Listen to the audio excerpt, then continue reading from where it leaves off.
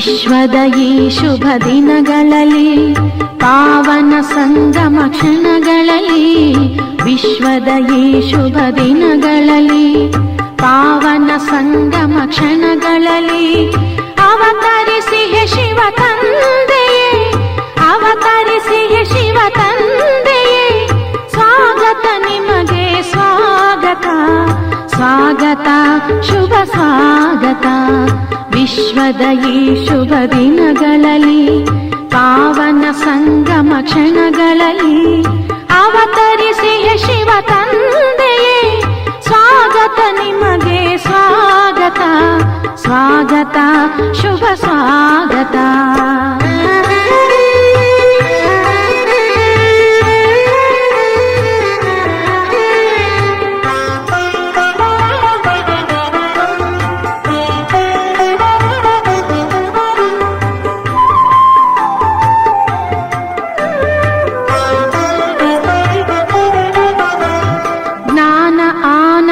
ಪ್ರೇಮ ಸಾಗರ ಚೈತನ್ಯ ಜ್ಯೋತಿರ್ಬಿಂದು ಸ್ವರೂಪ ಜ್ಞಾನ ಆನಂದ ಪ್ರೇಮ ಸಾಗರ ಚೈತನ್ಯ ಜ್ಯೋತಿರ್ಬಿಂದು ಸ್ವರೂಪ ಶ್ರೇಷ್ಠ ಕರ್ಮಗಳ ಭಾಗ್ಯ ವಿಧಾತ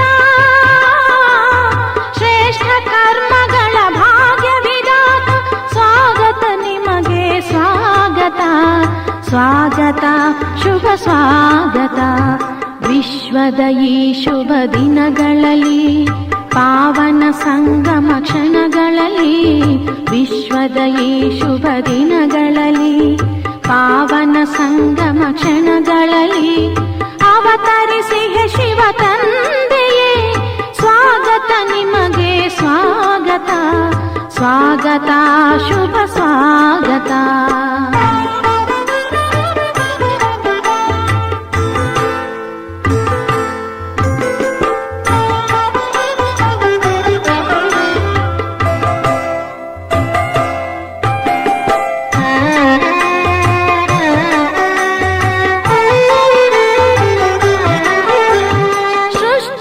ಪುನಃ ಪತಿತವಾಗಲು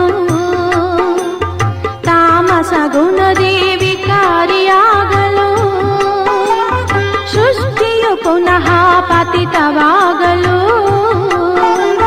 ತಾಮಸ ಗುಣದಿ ವಿಕಾರಿಯಾಗಲು ಶಿವನೇ ಬಂದಿಹೆ ರಕ್ಷಿಸಲು ಶಿವನೇ ಬಂದಿಹೆ ರಕ್ಷಿಸಲು ಸ್ವಾಗತ ನಿಮಗೆ ಸ್ವಾಗತ ಸ್ವಾಗತ ಶುಭ ಸ್ವಾಗತ ವಿಶ್ವದ ಈ ಶುಭ ದಿನಗಳಲ್ಲಿ ಪಾವನ ಸಂಗಮ ಕ್ಷಣಗಳಲ್ಲಿ ವಿಶ್ವದ ಈ ಶುಭ ದಿನಗಳಲ್ಲಿ ಪಾವನ ಸಂಗಮ ಕ್ಷಣಗಳಲ್ಲಿ ಅವತರಿಸಿಯೇ ಶಿವ ತಂದೆಯೇ ಸ್ವಾಗತ ನಿಮಗೆ ಸ್ವಾಗತ ಸ್ವಾಗತ ಶುಭ ಸ್ವಾಗತ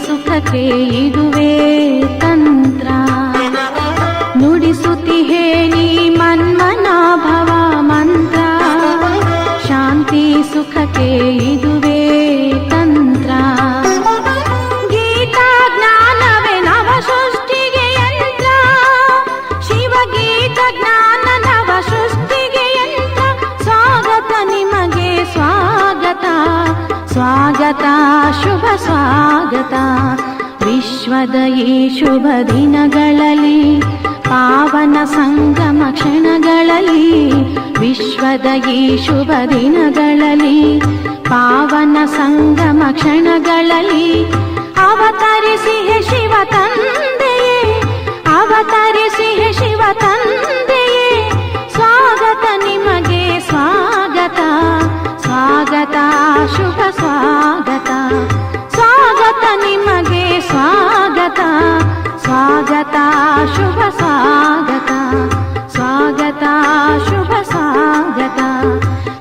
ಸ್ವಾಗತ ಶುಭ ಸ್ವಾಗತ.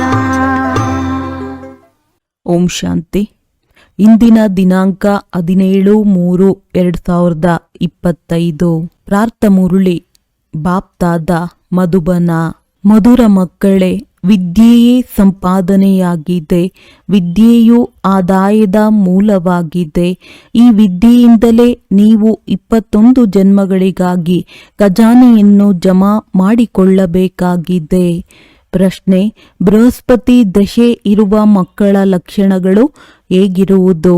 ಯಾವ ಮಕ್ಕಳ ಮೇಲೆ ಬೃಹಸ್ಪತಿಯ ದಶೆ ಇರುವುದೋ ಅವರ ಚಿಹ್ನೆಗಳು ಏನು ಕಂಡುಬರುವುದು? ಉತ್ತರ: ಅವರ ಸಂಪೂರ್ಣ ಗಮನವು ಶ್ರೀಮತದ ಮೇಲಿರುತ್ತದೆ. ವಿದ್ಯೆಯನ್ನು ಬಹಳ ಚೆನ್ನಾಗಿ ಓದುವರು ಎಂದು ಅನುತ್ತೀರ್ಣರಾಗುವುದಿಲ್ಲ. ಶ್ರೀಮತದ ಉಲ್ಲಂಘನೆ ಮಾಡುವವರೇ ವಿದ್ಯೆಯಲ್ಲಿ ಅನುತ್ತೀರ್ಣರಾಗುತ್ತಾರೆ. ಮತ್ತೆ ಅವರ ಮೇಲೆ ರಾಹುವಿನ ದಿಶೆ ಕುಳಿತುಕೊಳ್ಳುತ್ತದೆ. ಈಗ ನೀವು ಮಕ್ಕಳ ಮೇಲೆ ವೃಕ್ಷಪತಿ ತಂದೆಯ ಮೂಲಕ ಬೃಹಸ್ಪತಿ ದಿಶೆಯು ಕುಳಿತಿದೆ. ಗೀತೆ: ಈ ಪಾಪದ ಪ್ರಪಂಚದಿಂದ ದೂರ ಕರೆದುಕೊಂಡು ಹೋಗಿ. ಓಂ ಶಾಂತಿ. ಇದು ಪಾಪಾತ್ಮರ ಕರೆಯಾಗಿದೆ. ನೀವಂತೂ ಕರೆಯಬೇಕಾಗಿಲ್ಲ, ಏಕೆಂದರೆ ನೀವು ಪಾವನರಾಗುತ್ತಿದ್ದೀರಿ. ಇದು ಧಾರಣೆ ಮಾಡುವ ಮಾತಾಗಿದೆ. ಇದು ಅತಿ ದೊಡ್ಡ ಖಜಾನೆಯಾಗಿದೆ. ಹೇಗೆ ಲೌಕಿಕ ವಿದ್ಯೆಯೂ ಸಹ ಖಜಾನೆಯಾಗಿದೆ ಎಲ್ಲವೇ ವಿದ್ಯೆಯಿಂದ ಶರೀರ ನಿರ್ವಹಣೆಯಾಗುತ್ತದೆ.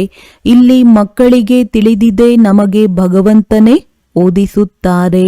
ಇದು ಅತಿ ದೊಡ್ಡ ಸಂಪಾದನೆಯಾಗಿದೆ, ಏಕೆಂದರೆ ಗುರಿ ಧ್ಯೇಯವು ಸನ್ಮುಖದಲ್ಲಿದೆ. ಸತ್ಯವಾದ ಸತ್ಸಂಗವು ಇದೊಂದೇ ಆಗಿದೆ.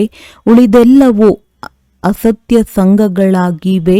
ನಿಮಗೆ ತಿಳಿದಿದೆ, ಇಡೀ ಕಲ್ಪದಲ್ಲಿ ಸತ್ಸಂಗವು ಒಂದೇ ಬಾರಿ ಆಗುತ್ತದೆ. ಆ ಸಮಯದಲ್ಲಿ ಪತಿತ ಪಾವನ ಬನ್ನಿ ಎಂದು ಕರೆಯುತ್ತಾರೆ.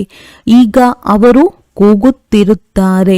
ಅದೇ ತಂದೆಯು ಇಲ್ಲಿ ನಿಮ್ಮ ಸನ್ಮುಖದಲ್ಲಿ ಕುಳಿತಿದ್ದಾರೆ. ಮಕ್ಕಳು ತಿಳಿದುಕೊಂಡಿದ್ದೀರಿ, ನಾವು ಹೊಸ ಪ್ರಪಂಚಕ್ಕಾಗಿ ಪುರುಷಾರ್ಥ ಮಾಡುತ್ತಿದ್ದೇವೆ. ಅಲ್ಲಿ ದುಃಖದ ಹೆಸರು ಗುರುತು ಇರುವುದಿಲ್ಲ. ನಿಮಗೆ ಶಾಂತಿಯು ಸ್ವರ್ಗದಲ್ಲಿಯೇ ಸಿಗುತ್ತದೆ, ನರಕದಲ್ಲಿ ಸಿಗುವುದಿಲ್ಲ. ಇದು ವಿಷಯ ಸಾಗರವಾಗಿದೆ, ಕಲಿಯುಗವಾಗಿದೆ ಎಲ್ಲವೇ.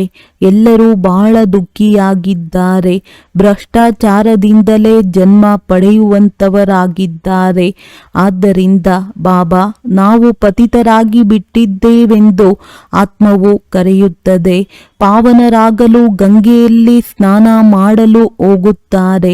ಸ್ನಾನ ಮಾಡಿದ ನಂತರ ಪಾವನರಾಗಿ ಬಿಡಬೇಕಲ್ಲವೇ? ಆದರೆ ಮತ್ತೆ ಪದೇ ಪದೇ ಏಕೆ ಅಲೆದಾಡುತ್ತಾರೆ? ಅಲೆಯುತ್ತಾ ಏಣಿಯನ್ನಿಳಿಯುತ್ತಾ ಪಾಪಾತ್ಮರಾಗಿ ಬಿಡುತ್ತಾರೆ. 84 ಜನ್ಮಗಳ ರಹಸ್ಯವನ್ನು ನೀವು ಮಕ್ಕಳಿಗೆ ತಂದೆಯೇ ತಿಳಿಸಿಕೊಡುತ್ತಾರೆ. ಅನ್ಯ ಧರ್ಮದವರು 84 ಜನ್ಮಗಳನ್ನು ತೆಗೆದುಕೊಳ್ಳುವುದಿಲ್ಲ. ನಿಮ್ಮ ಬಳಿ ಈ 84 ಜನ್ಮಗಳ ಏಣಿಯ ಚಿತ್ರವು ಬಹಳ ಚೆನ್ನಾಗಿ ಮಾಡಲ್ಪಟ್ಟಿದೆ. ಗೀತೆಯಲ್ಲಿ ಕಲ್ಪವೃಕ್ಷದ ಚಿತ್ರವೂ ಇದೆ. ಆದರೆ ಗೀತೆಯನ್ನು ಭಗವಂತನು ಯಾವಾಗ ತಿಳಿಸಿದರು, ಬಂದು ಏನು ಮಾಡಿದರು, ಇದೇನು ತಿಳಿದಿಲ್ಲ.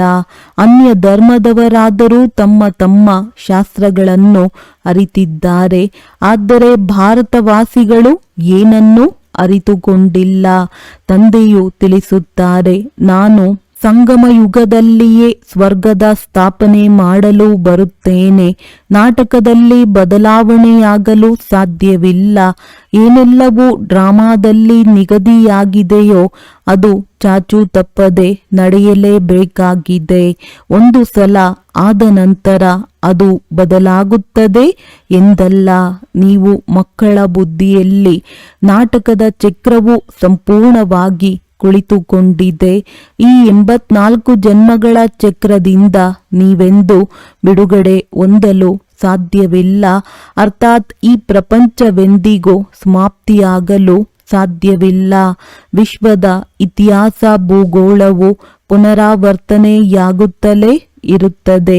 ಈ 84 ಜನ್ಮಗಳ ಚಕ್ರವು ಬಹಳ ಅವಶ್ಯವಾಗಿದೆ. ತ್ರಿಮೂರ್ತಿ ಮತ್ತು ಗೋಲಾದ ಚಿತ್ರವು ಮುಖ್ಯವಾಗಿದೆ. ಪ್ರತಿಯೊಂದು ಯುಗದ ಆಯಸ್ಸು 1250 ವರ್ಷಗಳೆಂದು ಗೋಲಾದ ಚಿತ್ರದಲ್ಲಿ ಸ್ಪಷ್ಟವಾಗಿ ತೋರಿಸಲಾಗಿದೆ. ಇದು ಕುರುಡರ ಮುಂದೆ ಕನ್ನಡಿಯ ಆಗಿದೆ. 84 ಜನ್ಮ ಪತ್ರಿಕೆಯ ಕನ್ನಡಿಯಾಗಿದೆ. ತಂದೆಯು ನೀವು ಮಕ್ಕಳ ದೆಸೆಯನ್ನು ವರ್ಣನೆ ಮಾಡುತ್ತಾರೆ. ತಂದೆಯು ನಿಮಗೆ ಬೇಹದ್ದಿನ ದೆಸೆಯನ್ನು ತಿಳಿಸುತ್ತಾರೆ. ಈಗ ನೀವು ಮಕ್ಕಳ ಮೇಲೆ ಬೃಹಸ್ಪತಿಯ ಅವಿನಾಶಿ ದೆಸೆ ಇದೆ. ಎಲ್ಲವೂ ವಿದ್ಯೆಯ ಮೇಲೆ ಆಧಾರಿತವಾಗಿದೆ. ಕೆಲವರ ಮೇಲೆ ಬೃಹಸ್ಪತಿ ದೆಸೆ, ಕೆಲವರ ಮೇಲೆ ಶುಕ್ರ ದೆಸೆ, ಇನ್ನು ಕೆಲವರ ಮೇಲೆ ರಾಹುವಿನ ದೆಸೆ ಕುಳಿತಿದೆ. ಅನುತ್ತೀರ್ಣರಾದರೆ ರಾಹುವಿನ ದೆಸೆ ಇದೆ ಅಂತಲೇ ಹೇಳುತ್ತಾರೆ. ಇಲ್ಲಿಯೂ ಹಾಗೆಯೇ ಶ್ರೀಮತದಂತೆ ನಡೆಯಲಿಲ್ಲವೆಂದರೆ ರಾಹುವಿನ ಅವಿನಾಶಿ ದೆಸೆಯು ಕುಳಿತಿದೆ. ಅದು ಬೃಹಸ್ಪತಿಯ ಅವಿನಾಶಿ ದೆಸೆ. ಮತ್ತೆ ಇದು ರಾಹುವಿನ ದೆಸೆಯಾಗಿ ಬಿಡುತ್ತದೆ. ಮಕ್ಕಳಿಗೆ ವಿದ್ಯೆಯ ಮೇಲೆ ಪೂರ್ಣ ಗಮನವಿಡಬೇಕು. ಇದರಲ್ಲಿ ನೆಪಗಳನ್ನು ಹೇಳಬಾರದು. ಸೇವಾ ಕೇಂದ್ರವು ದೂರವಿದೆ, ಈ ರೀತಿ ಇದೆ ಎಂದು ನೆಪ ಹೇಳಬೇಡಿ. ಕಾಲ್ನಡಿಗೆಯಲ್ಲಿ ಹೋಗುವುದರಲ್ಲಿ 6 ಗಂಟೆಗಳು ಹಿಡಿಸಿದರೂ ಪರವಾಗಿಲ್ಲ, ಹೋಗಲೇಬೇಕಾಗಿದೆ. ಮನುಷ್ಯರು ತೀರ್ಥಯಾತ್ರೆಗೆ ಹೋಗುತ್ತಾರೆ, ಎಷ್ಟೊಂದು ಅಲೆದಾಡುತ್ತಾರೆ. ಮೊದಲು ಎಷ್ಟೊಂದು ಪಾದಯಾತ್ರೆ ಮಾಡುತ್ತಿದ್ದರು, ಎತ್ತಿನ ಗಾಡಿಯಲ್ಲಿಯೂ ಹೋಗುತ್ತಿದ್ದರು. ಇಲ್ಲಂತೂ ಒಂದು ನಗರದ ಮಾತಾಗಿದೆ. ಇದು ತಂದೆಯ ಎಷ್ಟೊಂದು ದೊಡ್ಡ ವಿಶ್ವವಿದ್ಯಾಲಯವಾಗಿದೆ. ಇದರಿಂದ ನೀವು ಈ ಲಕ್ಷ್ಮೀ ನಾರಾಯಣರಾಗುತ್ತೀರಿ.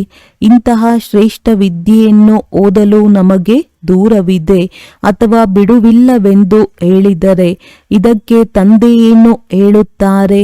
ಈ ಮಗುವಂತೂ ಯೋಗ್ಯನಿಲ್ಲ ಎನಿಸುತ್ತದೆ. ತಂದೆಯು ಮೇಲೆತ್ತಲು ಬರುತ್ತಾರೆ. ಇವರು ತಮ್ಮ ಸತ್ಯನಾಶ ಮಾಡಿಕೊಳ್ಳುತ್ತಾರೆ.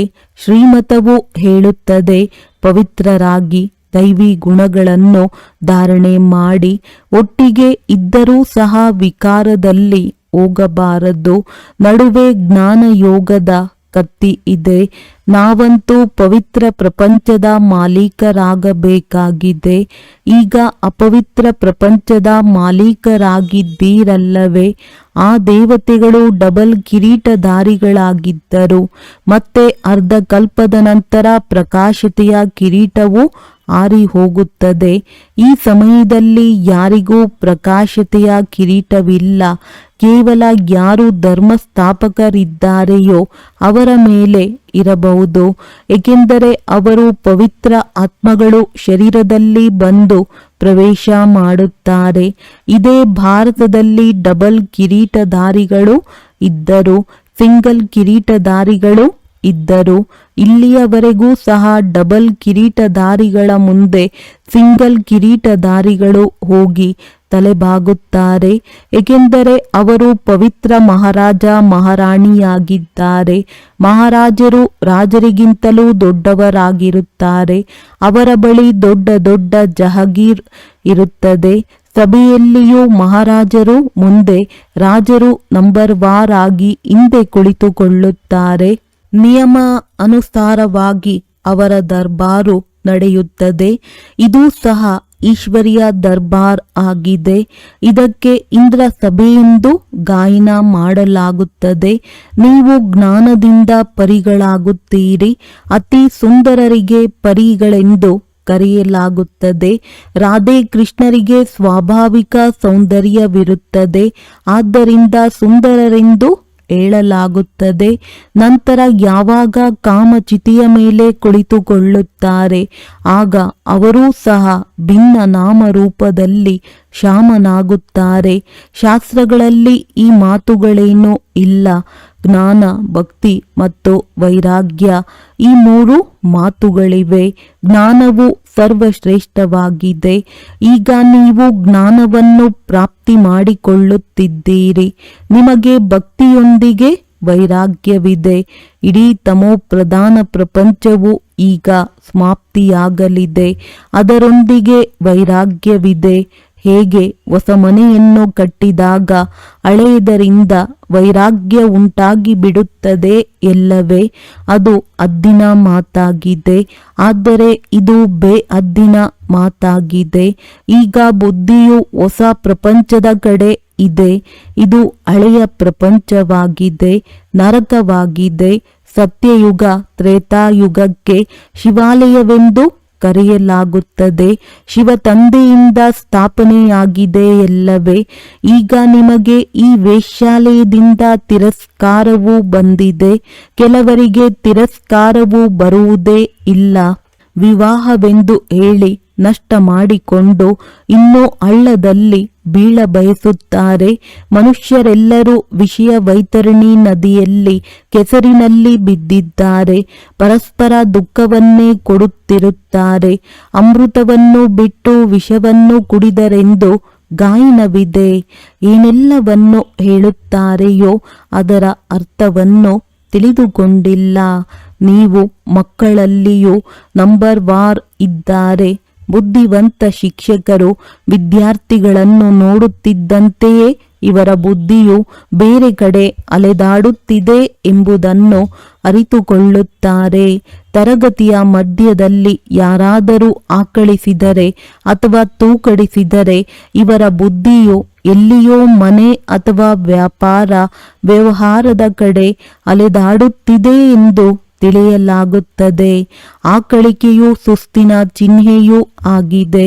ವ್ಯಾಪಾರದಲ್ಲಿ ಸಂಪಾದನೆಯಾಗುತ್ತಿದ್ದರೆ ಮನುಷ್ಯರು ರಾತ್ರಿ 1-2 ಗಂಟೆಯವರೆಗೂ ಕುಳಿತಿರುತ್ತಾರೆ ಎಂದು ಆಕಳಿಕೆ ಬರುವುದಿಲ್ಲ.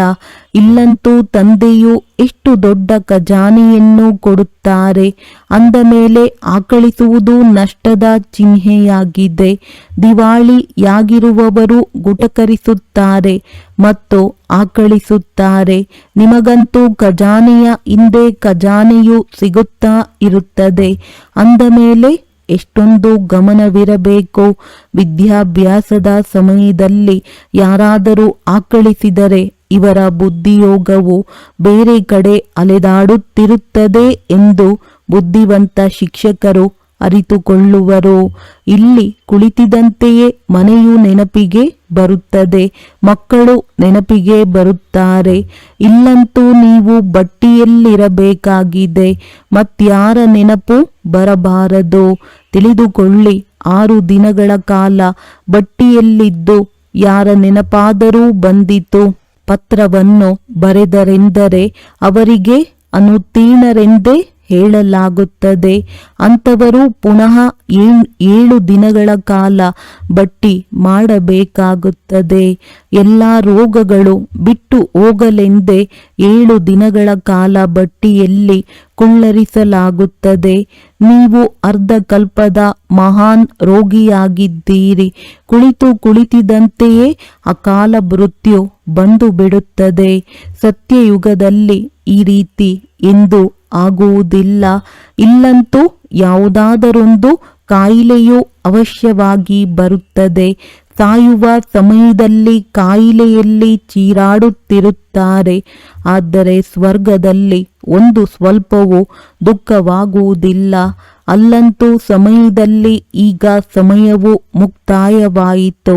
ನಾವು ಈ ಶರೀರವನ್ನು ಬಿಟ್ಟು ಚಿಕ್ಕ ಮಗುವಾಗುತ್ತೇವೆಂದು ತಿಳಿಯುತ್ತಾರೆ. ಇಲ್ಲಿಯೂ ಸಹ ನಾವು ಈ ರೀತಿಯಾಗುತ್ತೇವೆಂದು ನಿಮಗೆ ಸಾಕ್ಷಾತ್ಕಾರವಾಗುತ್ತದೆ. ಹೀಗೆ ಅನೇಕರಿಗೆ ಸಾಕ್ಷಾತ್ಕಾರವಾಗುತ್ತದೆ. ಜ್ಞಾನದಿಂದಲೂ ಸಹ ನೀವು ತಿಳಿದುಕೊಂಡಿದ್ದೀರಿ.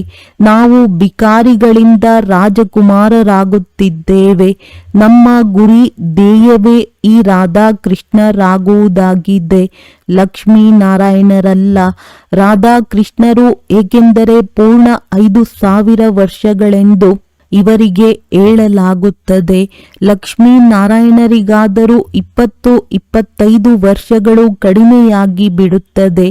ಆದ್ದರಿಂದ ಕೃಷ್ಣನ ಮಹಿಮೆಯು ಹೆಚ್ಚಿನದಾಗಿದೆ. ಈ ರಾಧಾಕೃಷ್ಣರೇ ನಂತರ ಲಕ್ಷ್ಮೀನಾರಾಯಣರಾಗುತ್ತಾರೆ ಎಂದು ಯಾರಿಗೂ ತಿಳಿದಿಲ್ಲ. ಈಗ ನೀವು ಮಕ್ಕಳು ಅರಿತುಕೊಳ್ಳುತ್ತಾ ಹೋಗುತ್ತೀರಿ. ಇದು ವಿದ್ಯೆಯಾಗಿದೆ. ಪ್ರತಿಯೊಂದು ಹಳ್ಳಿಯಲ್ಲಿ ಸೇವಾ ಕೇಂದ್ರಗಳು ತೆರೆಯಲ್ಪಡುತ್ತಾ ಹೋಗುತ್ತವೆ. ನಿಮ್ಮದು ಹಾಸ್ಪಿಟಲ್ ಕಮ್ ಯೂನಿವರ್ಸಿಟಿಯಾಗಿದೆ. ಇದರಲ್ಲಿ ಕೇವಲ 3 ಹೆಜ್ಜೆಗಳಷ್ಟು ಪೃಥ್ವಿಯು ಬೇಕು. ಆಶ್ಚರ್ಯವಲ್ಲವೇ? ಯಾರ ಅದೃಷ್ಟದಲ್ಲಿದೆಯೋ ಅವರು ತಮ್ಮ ಕೋಣೆಯಲ್ಲಿಯೂ ಸತ್ಸಂಗವನ್ನು ತೆರೆಯುತ್ತಾರೆ. ಇಲ್ಲಿ ಯಾರು ಬಹಳಷ್ಟು ಹಣವನ್ನು ಹೊಂದಿದ್ದಾರೆಯೋ ಅವರ ಹಣವು ಮಣ್ಣು ಪಾಲಾಗಲಿದೆ. ನೀವು ತಂದೆಯಿಂದ ಭವಿಷ್ಯ 21 ಜನ್ಮಗಳಿಗಾಗಿ ಆಸ್ತಿಯನ್ನು ತೆಗೆದುಕೊಳ್ಳುತ್ತಿದ್ದೀರಿ. ಸ್ವಯಂ ತಂದೆಯೇ ತಿಳಿಸುತ್ತಿದ್ದಾರೆ. ಈ ಹಳೆಯ ಪ್ರಪಂಚವನ್ನು ನೋಡುತ್ತಿದ್ದರೂ ಅಲ್ಲಿ ಜೋಡಿಸಿ ಕರ್ಮ ಮಾಡುತ್ತಾ ಈ ಅಭ್ಯಾಸ ಮಾಡಿ. ಪ್ರತಿಯೊಂದು ಮಾತನ್ನು ನೋಡಬೇಕಾಗುತ್ತದೆ ಎಲ್ಲವೇ. ನಿಮ್ಮದ್ದು ಈಗ ಅಭ್ಯಾಸವು ನಡೆಯುತ್ತಿದೆ.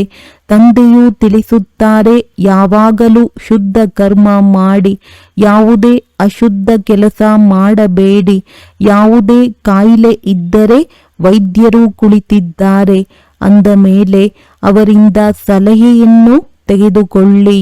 ಪ್ರತಿಯೊಬ್ಬರ ಕಾಯಿಲೆಯು ಬೇರೆ ಬೇರೆಯಾಗಿದೆ ಅಂದಾಗ ತಜ್ಞ ವೈದ್ಯರಿಂದ ಒಳ್ಳೆಯ ಸಲಹೆಯೇ ಸಿಗುತ್ತದೆ. ಇಂತಹ ಪರಿಸ್ಥಿತಿಯಲ್ಲಿ ನಾವು ಏನು ಮಾಡಬೇಕೆಂದು ಕೇಳಬಹುದಾಗಿದೆ ಮತ್ತು ಯಾವುದೇ ವಿಕರ್ಮವಾಗದಂತೆ ಗಮನವನ್ನಿಡಬೇಕಾಗಿದೆ. ಅನ್ನದಂತೆ ಮನಸ್ಸೆಂದು ಗಾಯನವಿದೆ. ಮಾಂಸವನ್ನು ಖರೀದಿ ಮಾಡುವವರ ಮೇಲೆ, ಮಾರುವವರ ಮೇಲೆ, ತಿನ್ನಿಸುವವರ ಮೇಲೂ ಸಹ ಪಾಪವಾಗುತ್ತದೆ. ಪತಿತ ಪಾವನ ತಂದೆಯಿಂದ ಯಾವುದೇ ಮಾತನ್ನು ಮುಚ್ಚಿಡಬಾರದು. ವೈದ್ಯರಿಂದ ಮುಚ್ಚಿಟ್ಟರೆ ಕಾಯಿಲೆಯು ಬಿಟ್ಟು ಹೋಗುವುದಿಲ್ಲ. ಇವರು ಬೇಅದ್ದಿನ ಅವಿನಾಶಿ ವೈದ್ಯರಾಗಿದ್ದಾರೆ. ಈ ಮಾತುಗಳನ್ನು ಪ್ರಪಂಚದವರು ತಿಳಿದುಕೊಂಡಿಲ್ಲ. ನಿಮಗೂ ಸಹ ಜ್ಞಾನವು ಈಗಲೇ ಸಿಗುತ್ತದೆ. ಆದರೂ ಸಹ ಯೋಗದಲ್ಲಿ ಬಹಳ ಕಡಿಮೆ ಇದ್ದೀರಿ. ನೆನಪು ಮಾಡುವುದೇ ಇಲ್ಲ. ಇದಂತೂ ತಂದೆಗೆ ಗೊತ್ತಿದೆ. ಬಹುಬೇಗನೆ ಯಾರೂ ಸ್ಥಿರವಾದ ನೆನಪಿನಲ್ಲಿರಲು ಸಾಧ್ಯವಿಲ್ಲ. ನಂಬರ್ ವಾರಂತೂ ಇದ್ದಾರಲ್ಲವೇ? ಯಾವಾಗ ನೆನಪಿನ ಯಾತ್ರೆಯು ಪೂರ್ಣವಾಗುವುದೋ ಆಗ ಕರ್ಮಾತೀತ ಸ್ಥಿತಿಯು ಪೂರ್ಣವಾಯಿತು ಎಂದು ಹೇಳಲಾಗುತ್ತದೆ. ಮತ್ತೆ ಯುದ್ಧವೂ ಸಹ ಪೂರ್ಣವಾಗಿ ಆಗುವುದು. ಅಲ್ಲಿಯವರೆಗೆ ಏನಾದರೊಂದು ಆಗುತ್ತಲೇ ಇರುತ್ತದೆ ಮತ್ತು ನಿಂತು ಹೋಗುತ್ತಿರುತ್ತದೆ. ಯುದ್ಧವಂತೂ ಯಾವಾಗ ಬೇಕಾದರೂ ಆಗುವ ಸಾಧ್ಯತೆ ಇದೆ. ಆದರೆ ವಿವೇಕವು ಏನು ಹೇಳುತ್ತದೆ ಎಂದರೆ ರಾಜಧಾನಿಯು ಸ್ಥಾಪನೆಯಾಗುವವರೆಗೆ ಯುದ್ಧವು ಆಗುವುದಿಲ್ಲ. ಸ್ವಲ್ಪ ಸ್ವಲ್ಪವೇ ನಡೆದು ನಿಂತು ಹೋಗುತ್ತಿರುತ್ತದೆ. ರಾಜಧಾನಿಯು ಸ್ಥಾಪನೆಯಾಗುತ್ತಿದೆ ಎಂಬುದನ್ನು ಯಾರೂ ತಿಳಿದುಕೊಂಡಿಲ್ಲ. ಸತೋ ಪ್ರಧಾನ, ಸತೋ ರಜೋ ತಮೋ ಬುದ್ಧಿಯಂತೂ ಇದೆಯಲ್ಲವೇ? ನಿಮ್ಮಲ್ಲಿಯೂ ಸಹ ಸತೋ ಪ್ರಧಾನ ಬುದ್ಧಿಯುಳ್ಳವರು ಒಳ್ಳೆಯ ರೀತಿಯಲ್ಲಿ ನೆನಪು ಮಾಡುತ್ತಿರುತ್ತಾರೆ. ಬ್ರಾಹ್ಮಣರಂತೂ ಲಕ್ಷಾಂತರ ಅಂದಾಜಿನಲ್ಲಿದ್ದೀರಿ. ಕೆಲವರು ಸ್ವಂತ ಮಕ್ಕಳು, ಕೆಲವರು ಮಲತಾಯಿ ಮಕ್ಕಳು ಇದ್ದಾರಲ್ಲವೇ? ಸ್ವಂತ ಮಕ್ಕಳು ಬಹಳ ಚೆನ್ನಾಗಿ ಸೇವೆ ಮಾಡುತ್ತಾರೆ. ತಂದೆ ತಾಯಿಯ ಮತದನುಸಾರ ನಡೆಯುತ್ತಾರೆ. ಆದರೆ ಮಲತಾಯಿ ಮಕ್ಕಳು ರಾವಣನ ಮತದನುಸಾರವೇ ನಡೆಯುತ್ತಾರೆ. ಸ್ವಲ್ಪ ರಾವಣನ ಮತದ ಮೇಲೆ, ಇನ್ನು ಸ್ವಲ್ಪ ರಾಮನ ಮತದ ಮೇಲೆ, ಹೀಗೆ 2 ಕಡೆ ನೇತಾಡುತ್ತಿರುತ್ತಾರೆ. ಮಕ್ಕಳು ಗೀತೆಯನ್ನು ಕೇಳಿದ್ದೀರಿ. ಬಾಬಾ ಎಲ್ಲಿ ಸುಖ ಶಾಂತಿ ಇರುವುದೋ ಅಲ್ಲಿ ಕರೆದುಕೊಂಡು ಹೋಗಿ ಎಂದು ಹೇಳುತ್ತಾರೆ. ಸ್ವರ್ಗದಲ್ಲಿ ಸುಖವೇ ಸುಖವಿರುತ್ತದೆ. ದುಃಖದ ಹೆಸರು ಇರುವುದಿಲ್ಲ. ಸತ್ಯಯುಗಕ್ಕೆ ಸ್ವರ್ಗವೆಂದು ಹೇಳಲಾಗುತ್ತದೆ. ಈಗ ಕಲಿಯುಗವಿದೆ ಅಂದ ಮೇಲೆ ಇಲ್ಲಿ ಸ್ವರ್ಗವೆಲ್ಲಿಂದ ಬರುವುದು? ನಿಮ್ಮ ಬುದ್ಧಿಯು ಈಗ ಸ್ವಚ್ಛವಾಗುತ್ತಾ ಹೋಗುತ್ತಿದೆ. ಸ್ವಚ್ಛ ಬುದ್ಧಿಯವರಿಗೆ ಮಲೇಚ್ಛ ಬುದ್ಧಿಯವರು ನಮಸ್ಕಾರ ಮಾಡುತ್ತಾರೆ. ಪವಿತ್ರರಿಗೆ ಮಾನ್ಯತೆ ಇದೆ. ಸನ್ಯಾಸಿಗಳು ಪವಿತ್ರರಾಗಿದ್ದಾಗ ಗೃಹಸ್ಥಿಗಳು ಅವರಿಗೆ ತಲೆಬಾಗುತ್ತಾರೆ. ಸನ್ಯಾಸಿಗಳಂತೂ ವಿಕಾರದಿಂದ ಜನ್ಮ ಪಡೆದು ನಂತರ ಸನ್ಯಾಸಿಗಳಾಗುತ್ತಾರೆ. ಆದರೆ ದೇವತೆಗಳಿಗೆ ಸಂಪೂರ್ಣ ನಿರ್ವಿಕಾರಿಗಳೆಂದು ಹೇಳಲಾಗುತ್ತದೆ.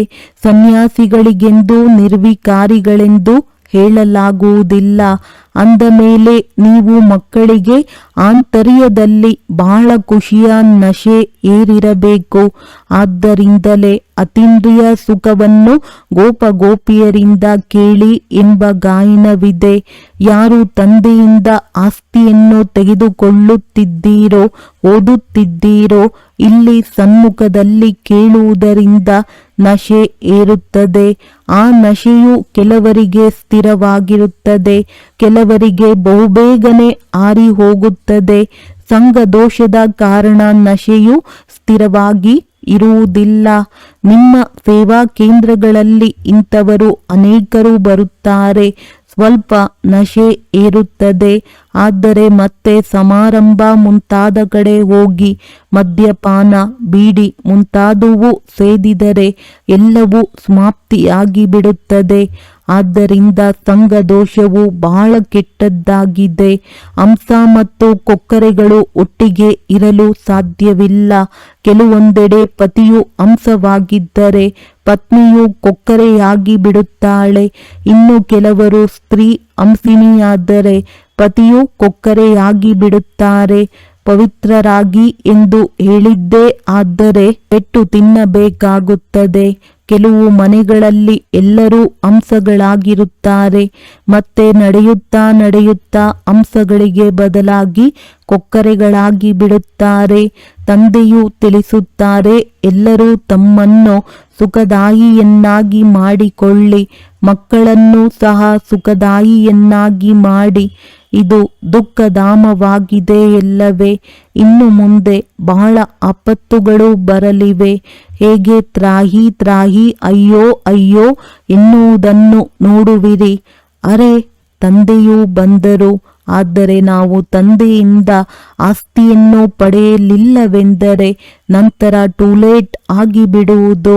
ತಂದೆಯು ಸ್ವರ್ಗದ ರಾಜ್ಯ ಭಾಗ್ಯವನ್ನು ಕೊಡಲು ಬರುತ್ತಾರೆ, ಅದನ್ನೂ ಸಹ ಕಳೆದುಕೊಂಡು ಕುಳಿತುಕೊಳ್ಳುತ್ತಾರೆ.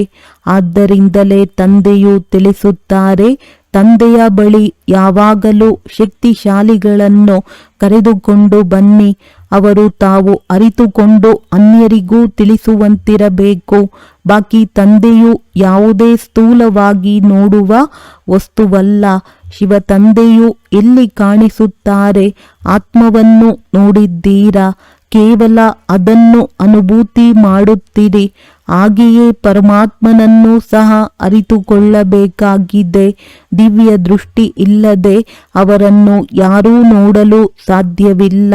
ದಿವ್ಯ ದೃಷ್ಟಿಯಿಂದ ಈಗ ನೀವು ಸತ್ಯಯುಗವನ್ನು ನೋಡುತ್ತೀರಿ, ಮತ್ತೆ ಅಲ್ಲಿ ಪ್ರತ್ಯಕ್ಷದಲ್ಲಿ ಹೋಗುತ್ತೀರಿ. ಯಾವಾಗ ತಾವೆಲ್ಲ ಮಕ್ಕಳು ಕರ್ಮಾತೀತ ಸ್ಥಿತಿಯನ್ನು ಹೊಂದುವಿರೋ ಆಗ ಕಲಿಯುಗದ ವಿನಾಶವಾಗುವುದು. ಒಳ್ಳೆಯದು. ಮಧುರಾತಿ ಮಧುರ ಅಗಲಿ ಹೋಗಿ ಮರಳಿ ಸಿಕ್ಕಿರುವ ಮಕ್ಕಳ ಪ್ರತಿ ಮಾತ್ಪಿತಾ ಬಾಪ್ ದಾದಾರವರ ನೆನಪು, ಪ್ರೀತಿ ಹಾಗೂ ಸುಪ್ರಭಾತ. ಆತ್ಮೀಯ ತಂದೆಯ ಆತ್ಮೀಯ ಮಕ್ಕಳಿಗೆ ನಮಸ್ತೆ. ಧಾರಣೆಗಾಗಿ ಮುಖ್ಯ ಸಾರ. ಈ ಹಳೆಯ ಪ್ರಪಂಚವನ್ನು ನೋಡುತ್ತಿದ್ದರೂ ಬುದ್ಧಿಯೋಗವು ತಂದೆ ಹಾಗೂ ಹೊಸ ಪ್ರಪಂಚದ ಕಡೆ ತೊಡಗಿರಲಿ. ಗಮನವಿರಲಿ, ಕರ್ಮೇಂದ್ರಿಯಗಳಿಂದ ಯಾವುದೇ ವಿಕರ್ಮವಾಗಬಾರದು. ಯಾವಾಗಲೂ ಶುದ್ಧ ಕರ್ಮಗಳನ್ನೇ ಮಾಡಬೇಕು. ಒಳಗೆ ಯಾವುದೇ ಕಾಯಿಲೆ ಇದ್ದರೆ ಅದಕ್ಕೆ ಅವಿನಾಶಿ ವೈದ್ಯರಿಂದ ಸಲಹೆಯನ್ನು ತೆಗೆದುಕೊಳ್ಳಬೇಕಾಗಿದೆ.